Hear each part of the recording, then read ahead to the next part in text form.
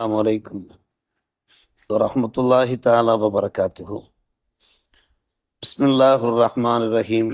அல் இஸ்லாமு தீனுல் ஃபித்ரா லா யுகல்லிஃபுல் இன்சான ஃபௌக தாஅத்தி வல்லாஹு லத்தீஃபும் பி இபாதிஹி. அல்ஹம்துலில்லாஹ். இன்றைய தினம் ஃபிக்ஹ் பாடத்தொடரிலே நோன்பாளிக்கு எதெல்லாம் முஸ்தஹப்பான நன்மையான காரியங்கள், என்ன காரணங்களுக்காக நோன்பை விடுவதற்கு அனுமதி இருக்கிறது,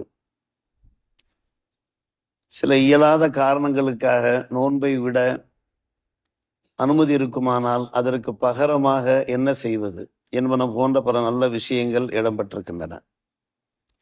முதலாவதாக, நோன்பாளிக்கு எதெல்லாம் முஸ்தஹப் விரும்பத்தக்க விஷயங்கள், அல்லாஹ் ரசூலுக்கு பொருத்தமான விஷயங்கள் என்பதை உரைக்கப்படுகிறது. நம்பர் 1, சஹர் சாப்பிட்டு நாம் நோன்பு நோற்க வேண்டும். இரவனுடைய ஆரம்பத்திலேயே அந்த இரவு சாப்பாட்டை சாப்பிட்டு அப்படியே நோன்பை நியத்து செய்து கொண்டு உறங்கலாகாது. சஹருக்கு எழாமல் இருக்கக்கூடாது. நம்பர் 1. நம்பர் 2, அப்படி சஹர் சாப்பிடும் போதும் கூட இரவனுடைய முற்பகுதியிலேயோ மத்திய பகுதியிலோ சாப்பிடாமல் அந்த இரவனுடைய கடைசியில சூரியன் உதிப்பதற்கு சில நிமிடங்களுக்கு முன்னாலேயே, அதாவது சுபுக சாதிக்கு வருவதற்கு சில நிமிடங்களுக்கு முன்னாலேயே நாம் நோன்பு நோற்றுக்கொள்ள வேண்டும். சில சமயங்களில் இரவிலே 1 மணி 2 மணிக்கெல்லாம் 3 மணிக்கெல்லாம் சாப்பிட்டு விட்டு அதுவரை கண் விழித்திருந்து உறங்கி போகிறார்கள். அது ஒரு முஸ்தஹப்பான விஷயம் அல்ல, ஒரு நல்ல விஷயம் அல்ல. மாறாக சஹர் சாப்பாட்டை சற்று தள்ளி வைக்க வேண்டும். அதே சமயத்தில் சுபுக சாதிக்கு வருகின்ற வரை தள்ளி வைத்து விடக்கூடாது, சற்று கவனமாக இருக்க வேண்டும். அதில் மிகப்பெரிய நன்மை இருக்கிறது, பரக்கத்தும் இருக்கிறது. அது முஸ்லிம்கள் யாவரும் கடைபிடிக்க வேண்டும். சஹர் உணவு உண்பதிலே பரக்கத்து இருக்கிறது என்று. குறிப்பாக நாம் சற்று தள்ளி நாம் சஹர் செய்கிற போது நம்முடைய நோன்பு நோற்பது நமக்கு சிரமம் இல்லாமல் இருக்கலாம். இரவனுடைய முற்பகுதியிலே நடுப்பகுதியிலே நாம் நோன்பு சஹர் உணவு உண்டு விட்டோம் என்றால் பின்பு பகல் நேரத்திலே கூடுதல் சிரமம் உண்டாகிவிடலாம். எனவேதான் மார்க்கம் இந்த வகையிலையும் நமக்கு ஒரு அனுசரணை காட்டுகிறது, கருணை காட்டுகிறது. நீங்கள் சஹர் சாப்பாட்டை இப்போ இன்றைய காலகட்டத்தில் 4 மணிக்கு சாப்பிடலாம். 4:45க்கு நாம் நம்முடைய சஹர் உணவை நிறைவு செய்யலாம். சொல்லப்போனால் 4:55 வரை, 4:50 வரை கூட நமக்கு நேரம் இருக்கிறது. அந்த நேரத்தை 4 மணியை அனுசரித்து எழுந்து நாம் தஹஜ்ஜத் தொழுகை, கியாமுல் லைல் தொழுகையை வீடுகளில் நிறைவேற்றிவிட்டு, கடைசி 10 தான் கியாமுல் லைல் நடக்கிறது. நாம் அதற்கு முந்தின 2 பத்துகளிலே நம்முடைய வீட்டிலே தஹஜ்ஜத் தொழுகை நிறைவேற்றிவிட்டு சஹர் உணவு உண்ண வாய்ப்பு இருக்கிறது. அதே போன்றுதான் குளிப்பு கடமையானவர்கள் அந்த ஃபஜ்ருக்கு முன்னாலேயே தங்களுடைய குளிப்பை நிறைவு செய்து விடுவது நல்லது. அத்தியல் இபாதத் அலா தஹார். நோன்பு என்பது ஒரு இபாதத் அல்லவா, அதை சுத்தமான முறையில் நிறைவேற்றுவதற்காக. அப்படி ஒரு கால் குளிப்பு கடமை இருக்கவே ஒருவர் சஹர் சாப்பிட்டார், நியத்து செய்தார் என்றால் குற்றம் இல்லை. ஆனால் முஸ்தஹப் என்ன, விரும்பத்தக்க செயல் என்னவென்று கேட்டால், குளிப்பு கடமையாகிவிட்டால் சஹருக்கு முன்னாலேயே அந்த குளிப்பு கடமையை நிறைவேற்றிவிட்டு நாம் சஹர் உண்ண ஆரம்பிப்பது மிகச்சிறப்பு. அதே போன்றுதான் நோன்பு நோற்றிருக்கக்கூடிய காலகட்டத்திலே நம்முடைய நாவை பாதுகாக்க வேண்டும். நாம் பலமுறை தெரிந்த ஒரு விஷயம்தான், பொய்யுரைப்பது, புறம் பேசுவது, கோல் சொல்வது, ஏசுவது, பேசுவது, இது போன்ற விஷயங்கிறது நம்முடைய நாவை பாதுகாக்க வேண்டும். இது மிக முக்கியமான ஒரு விஷயம். அல்லாஹுக்காக நாம் நோன்பு நோற்றுக்கிறோம், நம்முடைய மனசை கட்டுப்படுத்தி கொண்டிருக்கிறோம், உண்ணாமல் நம்முடைய நாவை காக்கிறோம், தண்ணீர் பருகாமல் நாவை நாம் காக்கிறோம், நம்முடைய இல்லாள்களோடு இணையாமல் நாம் நம்மை காக்கிறோம் என்கிற போது நாவையும் நாம் காக்க வேண்டும். பெருமானார் ரசூலே கரீம் ஸல்லல்லாஹு அலைஹி வஸல்லம் காலகட்டத்தில் 2 பெண்மணிகள் நோன்பு நோட்டிருந்தார்கள். நோன்பு நோட்டிருந்த அந்த பெண்மணிகளுக்கு ரொம்பவும் சிரமமாக ஆகிவிட்டது. பகலிலே கடுமையான வறட்சி, நோன்பு திறப்பதற்கு முன்னாலே மயக்கமாய் கீழே விழுகிறார்கள். செய்தி பெருமானார் ரசூலே கரீம் ஸல்லல்லாஹு அலைஹி வஸல்லம் அவர்களுக்கு செல்கிறது. நபிகள் நாயகம் ஸல்லல்லாஹு அலைஹி வஸல்லம் அவர்கள் அந்த 2 பெண்மணிடத்திலே ஒரு கோப்பையை கொடுத்து இதிலே வாந்தி எடுக்கும்படி சொன்னார்கள். அந்த கோப்பை அந்த 2 பெண்மணிகளிடத்திலே செல்கிறது. முதல் பெண்மணி வாந்தி எடுக்கிறார், இரத்த வாந்தி எடுக்கிறார். அந்த இரத்தமும் கூட அப்படியே கெட்டியாக வந்து விழுகிறது. சொல்லப்போனால் சதை துண்டும் கூட வந்து விழுகிறது. பாதி நிரம்பி விட்டது அந்த கோப்பையில. அடுத்து இன்னொரு பெண்மணியை வாந்தி எடுக்க சொன்னபோது அவருடைய வாயிலிருந்தும் அதே போன்று வருகிறது. நடந்த உண்மை ரசூலுல்லாஹி கரீம் ஸல்லல்லாஹு அலைஹி வஸல்லம் காலகட்டத்தில் சஹாபியரெல்லாம் ஆச்சரியப்பட்டு போய்விட்டார்கள். அதற்கான காரணம் என்னவென்று நாயகத்திட வினவினார்கள். நாயகம் ஸல்லல்லாஹு அலைஹி வஸல்லம் அவர்கள் பதிலுரைத்தார்கள். இந்த இரண்டு பெண்மணிகள் என்ன செய்து கொண்டிருந்தார்கள் என்றால், நோன்பு நோற்பார்கள், இருவரும் தனியே அமர்ந்து ஏதாவது புறம் பேசிக் கொண்டே இருப்பது, பிறருடைய குறைகளை ஆராய்ந்து கொண்டே இருப்பது, அந்த குறைகளை வெளிப்படுத்தி கொண்டிருப்பது. இது மார்க்க ரீதியாக பார்க்கிற போது சூரத்துல் ஹுஜராத்தில் எடுத்து சொல்லப்பட்டிருக்கிறது, பிறருடைய இறைச்சியை சாப்பிடுவதற்கு சமம். அடுத்தவரை குறை பேசி, குத்தி பேசி, தாக்கி பேசி, அடுத்தவரை விமர்சித்து அவரை களங்கப்படுத்தி பேசணும் என்றால் அது பிறருடைய இறைச்சியை சாப்பிடுவதற்கு சமம் என்று குர்ஆன் ஷரீஃபிலே வந்திருக்கிறது. எனவேதான் அந்த இறைச்சி வெளியாகி கொண்டிருக்கிறது என்று சொன்னார். அல்லாஹ் பாதுகாக்க வேண்டும்.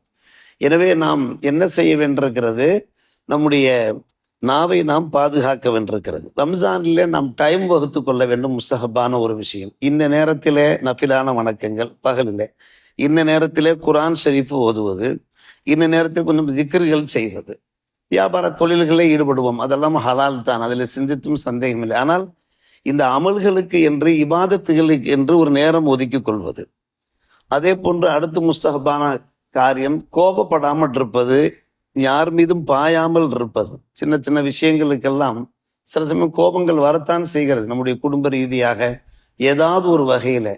அந்த நேரத்தில் இந்த முஸ்தஹப்பான விஷயம் நம்முடைய நினைவுக்கு வர வேண்டும். கோபப்படவே கூடாது. கோபத்தை எந்த அளவுக்கு இயன்ற மட்டும் அடக்க முடியுமோ அடக்க வேண்டும். அதே போன்று நாம் ஆசைப்படுவதையெல்லாம் நாம் உண்ண வேண்டும் என்று நினைக்கவே கூடாது. முக்கியமாக சொல்ல நப்சவானி ஷஹவாத்தி வலவு காணத்தை ஹலாலா, ஹலாலான உணவாகவே இருந்தாலும் கூட லிமிட்டாக சாப்பிட வேண்டும். ரம்ஜான் காலத்திலே எல்லாம் கிடைக்கும், நாம் ஆசைப்படுகின்ற உணவுகள் எல்லாம் கிடைக்கும். ஆனால் ரம்ஜான் உடைய நோக்கம் அதுவல்ல. நாம் நம்முடைய மனசை கட்டுப்படுத்துவதுதான் நோக்கம். ஹலாலான உணவே நீங்கள் சாப்பிடுகிறீர்கள், வீட்டிலே சாப்பிடுகிறீர்கள், ஹோட்டல்களே நீங்கள் சாப்பிடுகிறீர்கள். ஆனால் தேவையா என்று பார்த்து கொள்ள வேண்டும். இது நோன்பினுடைய ஒரு முக்கியமான நோக்கமாக இருக்கிறது. ஷஹவாத்தை விட்டும் நம்மை தற்காத்துக் கொள்வது அது ஹலாலாக இருந்தாலும் சரி. நோன்பை விடுவதற்கான முக்கியமான காரணங்கள் இருக்கிறது. நம்முடைய மார்க்கம் இருக்கிறது எளிதான மார்க்கம். நீங்கள் நோன்பு நோற்றுத்தான் ஆக வேண்டும், எப்பாடுபட்டாலும் சரி, உங்களுக்கு முடியாவிட்டாலும் சரி, உங்களுக்கு சிரமமாக இருந்தாலும் சரி என்று நம்முடைய மார்க்கம் சொல்லவில்லை. யுகல்லிஃபுல்லாஹு நஃப்ஸன் இல்லா உஸாஹா. ஒரு ஆத்மாவுடைய சக்திக்கு மீறி அல்லாஹ் என்ன செய்ய மாட்டான், கஷ்டம் தரமாட்டான் என்பது அல்லாஹ்வுடைய அருள் வசனம். நம்பர் 1, நோயாளிகளாக இருக்கிறார்கள், நோன்பு நோற்றால் அவர்களுக்கு கஷ்டங்கள் மேலும் கஷ்டங்கள் உண்டாகும், அல்லது நோய் அதிகமாகிவிடும் என்கிற நிலைமை, அல்லது நோயினுடைய நாட்கள் கூடும் என்கிற நிலைமை. இதா அல்ஹக்க சௌமல் அரரா அவ் ஹாஃப் ஜியாதத்தல் மரல் அவ் தூல முத்தத்தில் இப்படிப்பட்ட ஒரு சூழ்நிலையில் நோன்பை விடுவதற்கு வாய்ப்பு இருக்கிறது. பின்னால் கலா செய்து கொள்ளலாம், நோயாளிகளாக பேஷண்டாக இருந்தால். நம்பர் 2, முசாஃபிர். நாம் அறிந்த ஒரு விஷயம், 80 சொச்சம் கிலோமீட்டர் தூரம் நாம் வெளியூர் பிரயாணம் மேற்கொண்டிருக்கிறோம். நம்மால் நோன்பு நோற்க முடியும் என்றால் நோன்பு நோற்கலாம், நம்மால் அதை சமாளிக்க முடியும் என்று. முடியாது என்கிற நிலைமையிலே நோன்பை விடுவதற்கு வாய்ப்பு இருக்கிறது. பின்னால் கலா செய்து கொள்ளலாம். அது குர்ஆன் ஷரீஃபிலே சூரத்துல் பக்ராவிலே எடுத்துரைக்கப்பட்டிருக்கிறது. நம்பர் 3, ஒருவர் நோன்பு நோற்றிருக்கிறார், அவருடைய உடல் கூறு அப்படி இருக்கிறது, அதிகமாக பசி தாங்க முடியவில்லை, கடுமையான பசி ஏற்படுகிறது, நம்முடைய மார்க்கம் கஷ்டம் கொடுக்கவில்லை, அந்த பசியோடு இருந்தால் அவர் கீழே விழுந்து விடுவார், சில சமயம் அது மௌத்து வரை கொண்டு போய் சேர்க்கும் என்கிற நிலைமையெல்லாம் இருக்கும். நோன்பை விட்டு விடலாம், நடுவிலே நோன்பை விட்டு பின்பு கலா செய்து கொள்ளலாம். அதே போன்றுதான் கர்ப்பஸ்திரி இருக்கிறார்களே, குழந்தை கருவறையில வளர்ந்து கொண்டிருக்கிறது, நோன்பு நோக்கிற காரணத்தினாலேயே தனக்கோ தன்னுடைய வயிற்றில் வளர்ந்து கொண்டிருக்கிற அந்த பிள்ளைக்கோ சிரமமாக இருக்குமானால் நோன்பை விட்டு பின்பு கலா செய்ய வாய்ப்பு இருக்கிறது. அதே போல பாலூட்டும் தாய்மார்கள், பாலூட்டும் தாய்மார்கள் இருக்கிறார்களே, அவர்கள் நோன்பு நோற்றால் அவருடைய உடம்பு பலகீனமாக ஆகிவிடும், குழந்தைக்கும் பால் சுரக்காது, கிடைக்காது, பிள்ளைக்கும் சிரமமாக ஆகிவிடும் என்கிற நிலைமை இருக்குமானால் நோன்பை விடுவதற்கு பர்மிஷன் இருக்கிறது. அதே போன்று மாதவிடாய் பெண்மணி மற்றும் பிரசவ தீட்டு உள்ள ஒரு பெண்மணி, இந்த பெண்மணிகளுக்கும் நோன்பை விடுவதற்கு சொல்லப்போனால் அவர்களுக்கு வாஜிபாவே இருக்கிறது, அது சலுகை அல்ல, நோன்பை விட்டாக வேண்டும். அந்த மாதிரியான காலகட்டங்களிலே அவர்கள் நோன்பு நோற்கவே கூடாது. பின்னால் அவர்கள் கலா செய்து கொள்ள வேண்டும். கடைசியாக அடிக்கடி நம்முடைய மக்கள் கேள்வி கேட்கிற ஒரு விஷயம், ஷேக பாணி முதுமையை அடைந்து விட்டார்கள், லா யுத்திக்கு சோம, இனி கலா செய்யவே முடியாது. அந்த மாதிரி நம்முடைய ஊரிலே சற்றேறக்குறைய ஒரு 10 பேராவது இருப்பார்கள், படுக்கையாளிகளாக இருக்கிறார்கள். அவர்கள் நோன்பு நோற்கவே முடியாது. அவர்கள் நம்மிடத்தில் அடிக்கடி கேள்விகள் ஒவ்வொரு ரம்ஜானும் வரும்போது கேள்விகள் கேட்பார்கள். அவர்களுக்கு நோன்பு நோற்க வேண்டிய அவசியம் இல்லை, கலா செய்ய வேண்டிய அவசியம் இல்லை. மேலே சொல்லவர்களுக்கெல்லாம் கலா இருக்கிறது. இப்போ சொல்லப்படுகின்ற ஷேக பானி முதுபெரும் கிழவர்கள் 80, 90, 95 வயது நிறைவு பெற்றவர்கள், இவர்களுக்கு கலா கிடையாது. நோன்புக்கு அப்புறமா ஃபிதியா கொடுத்தால் போதுமானது. அதற்கு ஒரு ஈட்டுத்தொகை கொடுத்தால், ஃபிதியா என்றால் ஈட்டுத்தொகை. ஈட்டுத்தொகை என்றால் நம்ம தெரிந்த ஒரு விஷயம்தான். அரபு நாட்டிலே அரை மரக்கால் கோதுமை என்பார், நிஸ்புசா என்பார்கள். ஆனால் நம்முடைய நாட்டிலே கோதுமை சாப்பிடுவது என்பது, கோதுமை பரிமாறிக்கொள்வது என்பது குறைவாக இருக்கிற காரணத்தினாலே ஒரு நாள் 2 வேளை சாப்பிடுவதற்கு எந்த அளவுக்கு உணவு தேவையோ அல்லது பணம் தேவையோ கொடுத்து விடலாம். சாதாரணமாக கணக்கிட்டு பார்க்கலாம். கடந்த காலத்தில் 100 ரூபாய் 100 ரூபாய் கொடுப்போம். இன்றைய காலத்தில் 100 ரூபாய் பத்துவது கிடையாது, போதுமாவது கிடையாது. எனவே 2 வேளை வஜபத்தைனி காமிலத்தைனி என்று அரபிலே சொல்லுவார்கள். 2 வஜபாக்கள். அரபு நாட்டில் வஜபாத் என்று ஹோட்டல்களில் நாம் படித்திருப்போம், வாசித்திருப்போம். 2 வேளை நல்ல முறையில் உண்ணுகின்ற அளவுக்கு அந்த உணவுக்குண்டான ஒரு தொகையை நாம் கொடுத்து விடலாம். எஜூசுல் ஃபித்ருல்லதி லில்லதி சாம முத்தத்தவை, இப்படி பல விஷயங்கள் வருகிறது. இதை நாம் பிறருக்கும் எத்தி வைக்க, நோன் முடியாவிட்டால், வயசாகி விட்டது, நோன் முடியாவிட்டால் நாம் என்ன செய்து கொள்ளலாம், இவ்வாறு அதற்கு பகரமாக நாம் ஃபிதியா கொடுத்து கொள்ளலாம் என்கின்ற அந்த சட்டத்தை நாம், அதே போன்று யாருக்கு கலா கடமையாக இருக்கிறதோ அந்த கலாவை தாமதம் இல்லாமல் செய்து விடுவது நல்லது. அது குறிப்பாக ரம்ஜான் முடிஞ்சவொடனே 6 நோன்பு வருகிறது.